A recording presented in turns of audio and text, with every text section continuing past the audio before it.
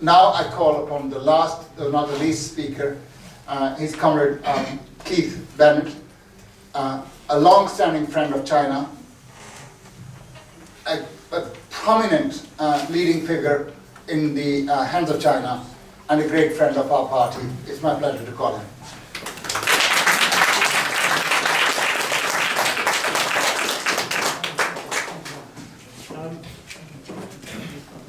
Comrades and friends, first of all, I would like to join with the other comrades who've already spoken in extending my warm greetings to the government of the People's Republic of China, to the Communist Party of China and the Chinese people, to President Hu Jintao and Premier Wen Jiabao, and also to the Chinese comrades present here this evening on the 59th founding anniversary of the People's Republic of China.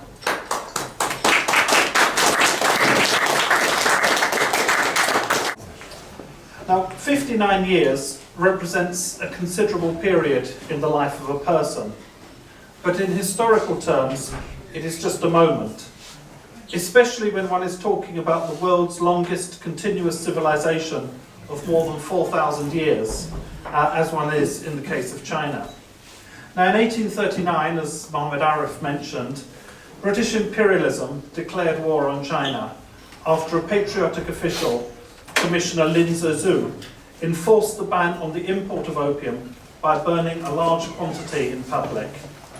Now, in his letter that year to Queen Victoria, Commissioner Lin wrote as follows.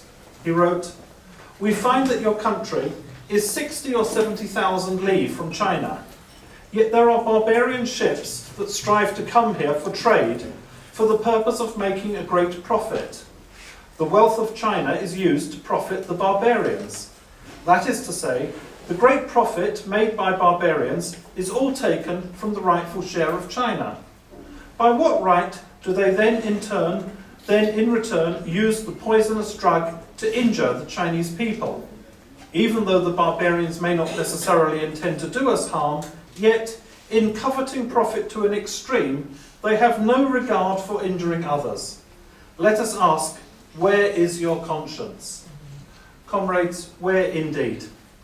The Chinese people had infringed the human right of British imperialism to turn an entire nation into drug addicts for the sake of capitalist super profits, and clearly they had to be taught a lesson. As a result of the Opium Wars, the British colonialists seized Hong Kong and proceeded to rule it as an absolute dictatorship for a century and a half, in which time, of course, they took the opportunity to reap fabulous profits. So it was no wonder, therefore, that the last governor, Christopher Patten, was moved to tears when in 1997 the Union Jack was at last lowered to replace by the flag that we see there, the 5-star red flag of the victorious Chinese Revolution.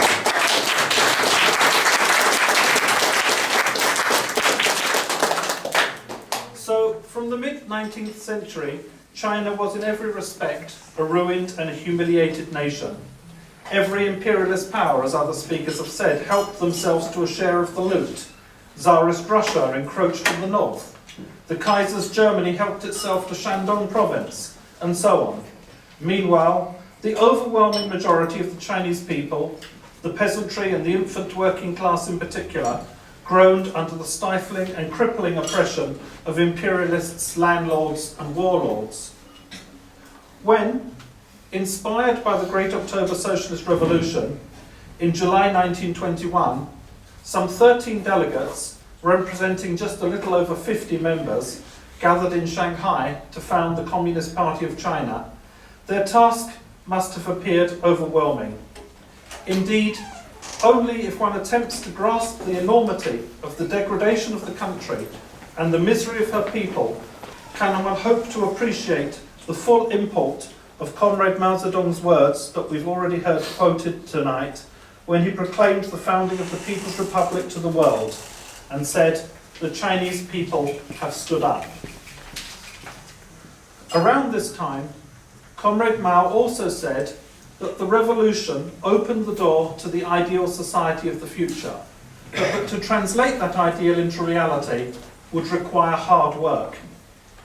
Inheriting a ruined nation in 1949, the Communist Party of China was confronted with tasks that must have seemed almost insuperable to even the most far-sighted of proletarian revolutionaries. The revolution had been victorious, but poverty, hunger, disease, illiteracy and superstition still stalked the land.